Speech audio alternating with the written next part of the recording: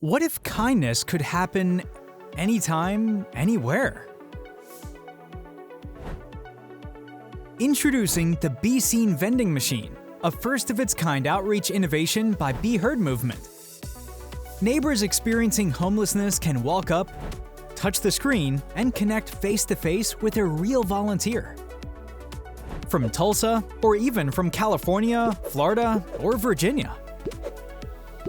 Need socks, water, hygiene kits, or Narcan? The volunteer selects the items, and the machine safely unlocks them, instantly delivering dignity and care. Each Be Seen machine can serve hundreds of neighbors every month, extending outreach beyond hours and beyond city limits. At 2 a.m., when it's raining and every piece of clothing you have is soaked, where do you go for help? For many, there isn't an answer. Until now. Because being seen starts with being heard.